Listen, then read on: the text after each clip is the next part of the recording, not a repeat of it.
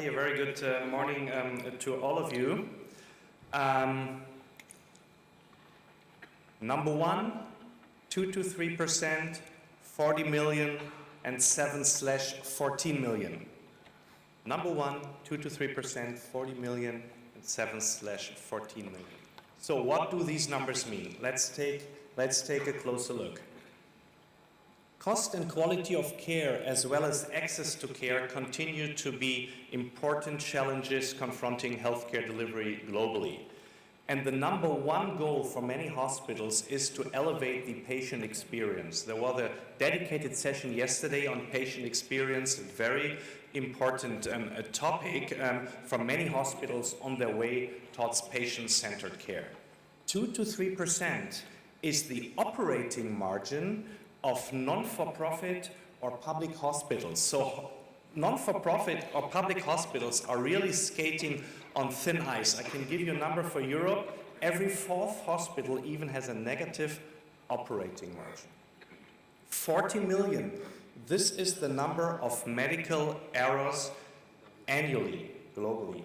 Paula already talked about it. Very important topic. Of course, not every medical error is fatal, but again, one number from Europe, it is estimated that up to 350,000 people die every year due to medical errors in the hospital.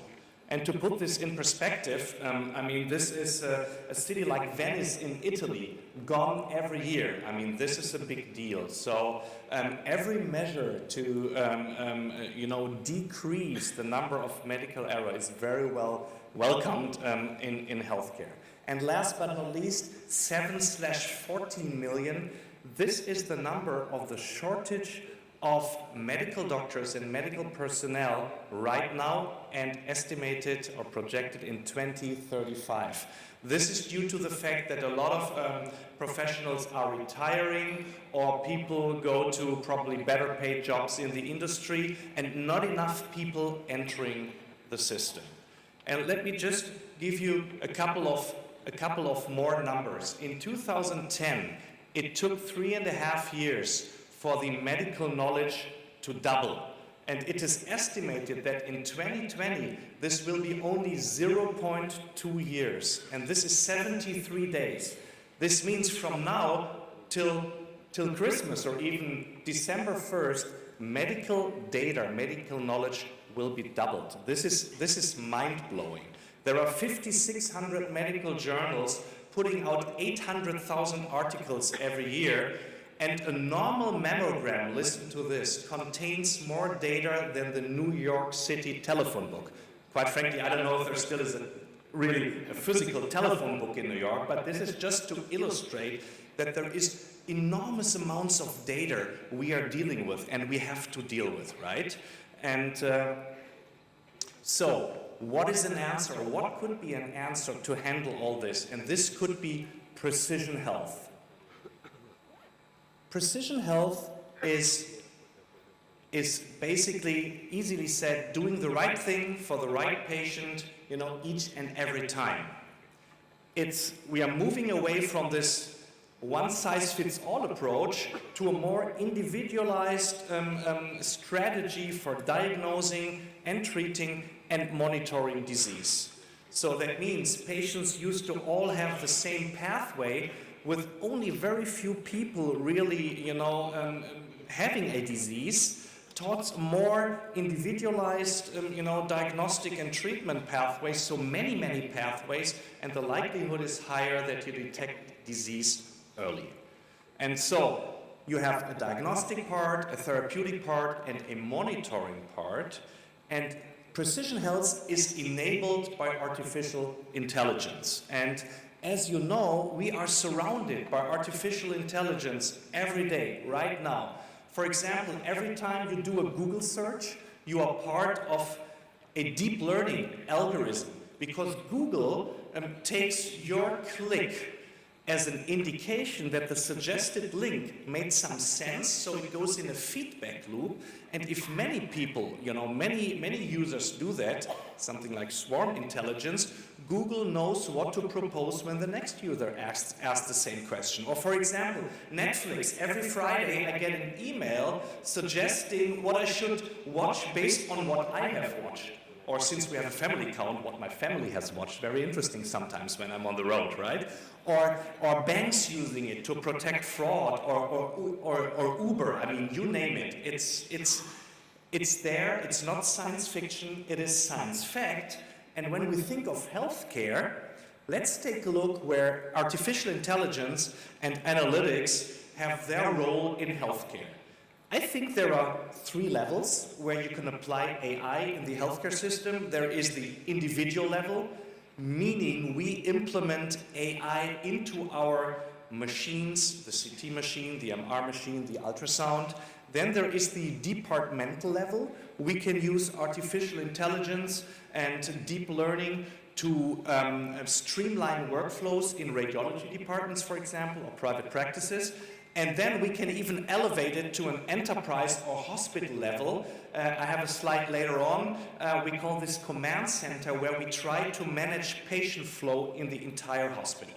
So let's take a quick look at the first level, the individual level. We can use AI prior to the scan, while scanning, or after the scan.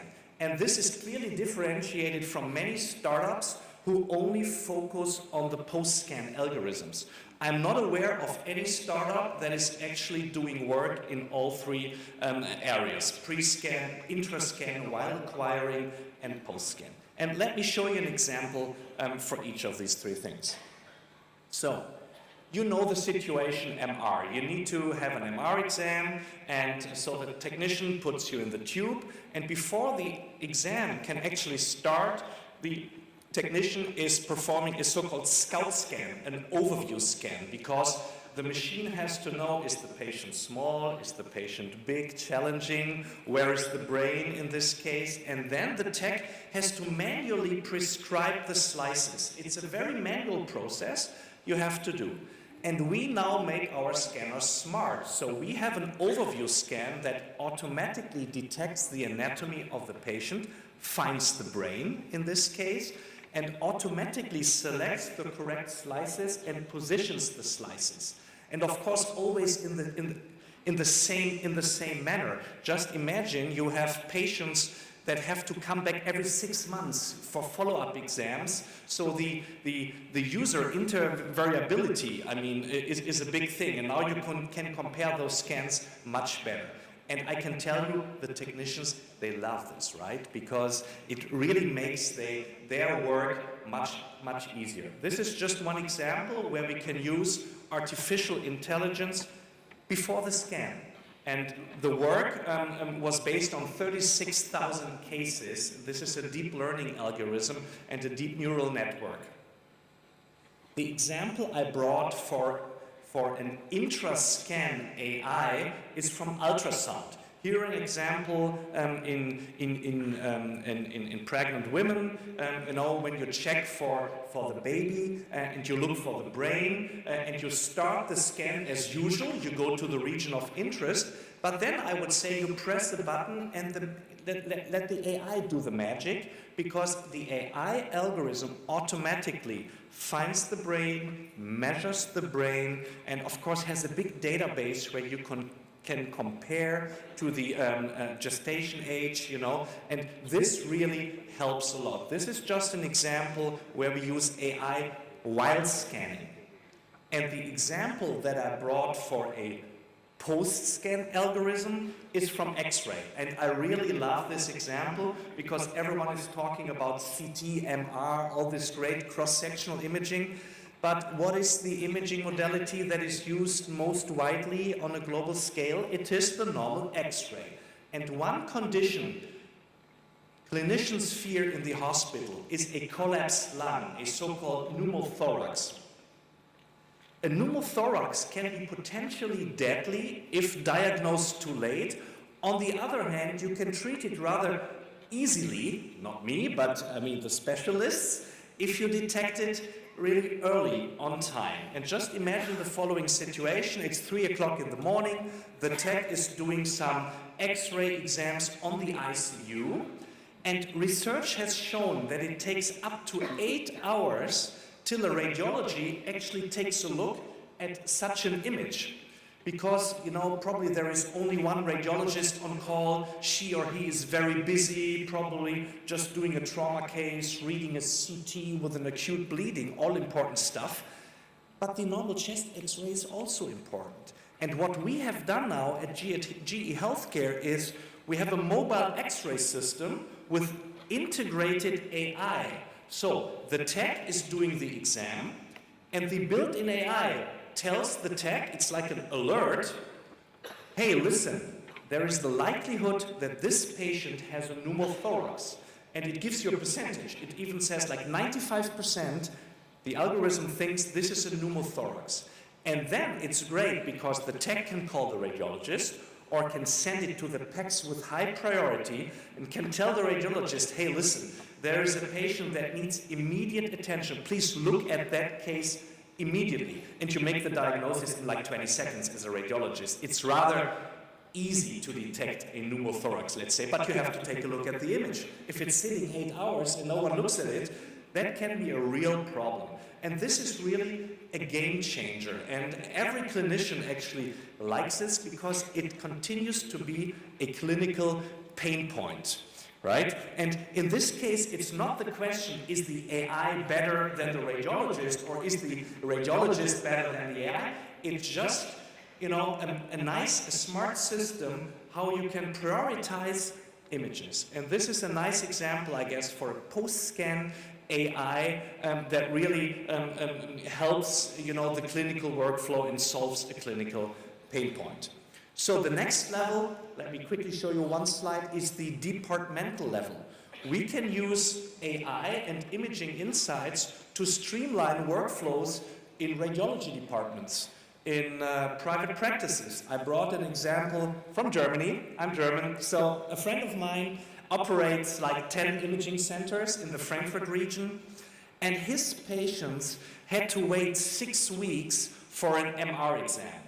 Probably it's great, only 6 weeks in other parts of the world. For Germany, for him, not acceptable. So he wanted to change that. So together with our team, we went in and really looked at the data. And first of all, we optimized the MR protocols, of course, without sacrificing image quality, because this is our North Star. We have to keep the image quality great. Otherwise, I mean, there is no diagnostic and images, you know, possible, and you cannot make your diagnosis. We were able to reduce imaging times by 16%, and furthermore, we went into the scheduling system and into you know the EMR and stuff like that. And in the end, to cut a long story short, using AI, we could drive down, we could reduce patient waiting times from 6 to 2 weeks. And a nice side effect, especially interesting for people in private practice who run their own business, if you can do more scans per time, you are more productive. You earn more money, right? So the revenue also goes up. This is an example how we can use AI on a departmental level. And finally, the enterprise level. We have started working with hospitals, mainly in the US, Johns Hopkins, and other hospitals, Humber River in Canada, to really use predictive analytics and systems engineering to better manage patient safety, again, patient experience, the volume of patient, and movement of patients through the hospitals. So this is a tailored approach depending on the bottlenecks and clinical pain points of the respective hospital. Very often it's the ED, the emergency department. Just some numbers from Humber River in Canada. We were able to increase the daily ED visits by 8%. It looks like a NASA, but it's not NASA or it's not an airport. It's a big room in the hospital where everyone who would normally not talk to each other is sitting in a room and is really talking to each other. There is transparency. Where are the beds? Where are available beds? I remember when I was a resident finding an available bed in a hospital at 3 o'clock in the morning. You call Ward A, the nurse would say, sorry, we are full. You call Ward B, I'm sorry, I would love to help you, but we are full, and you never knew if it was true or not, quite frankly. Maybe the bed was reserved for a privately insured patient the next morning. You never knew. Now, you have transparency, and it's not my bed or your bed, it's our bed. We see it, you know, from a hospital perspective. And at Humber River, a hospital with 550 beds, we could virtually add 23 beds. I mean, not physically, but we could use the beds much better, right? Because we now can really see, is the bed available? Is it dirty? Is it clean? What is happening with that bed? An example of where we use AI on an enterprise level. So the interesting question, with all the magic AI is doing, will AI ultimately replace the radiologist or the clinician? I mean, I'm biased. I'm a radiologist, and radiologists are doing much more than just looking at images. I mean, just think of the growing field of interventional radiology, or radiologists are sitting in tumor boards. I think AI is great for repetitive tasks, for the boring stuff. I mean, measuring 30 lung metastases in a patient with known colon cancer. I mean, you have to do it, but no one likes to do it. If AI can do it, awesome, right? But if there is something unusual, unexpected, I think there is still some human or gut feeling intelligence necessary. I mean, let me ask you, who would like to sit in a plane without a pilot? I mean, autopilots have not replaced human pilots, but have extended their responsibility. At most airports, you can automatically take off and land with the autopilot, but come on, would you like to sit in a plane without a pilot? I don't know if you remember that incredible pilot Chesley Sullenberger who landed, you know, an Airbus in the Hudson like 10 years ago. Quite frankly, if an autopilot would have been in charge, or an AI, I don't know if the AI, I mean, we don't have the control group, luckily, but I don't know if the AI would have made the right decision. So, I really think that artificial intelligence per se will not replace the radiologist, but I also think that the radiologist using AI will, in the end, replace the radiologist not using AI. And quite frankly, any doctor that can be replaced by an algorithm deserves to be replaced by an algorithm. That's easy for me. So let me summarize. Artificial intelligence, it's not science fiction, it's science fact. Love it or hate it, it's here. You have to deal with it, and it is here to stay. I think it can help us to see more and diagnose disease more accurately and faster, and I think it gives us the tremendous opportunity to free up some time and to really take care of the patient again. I mean, think of yourself, when you go to a hospital, you don't want to talk to a computer. You want to talk to a radiologist, to a clinician, right?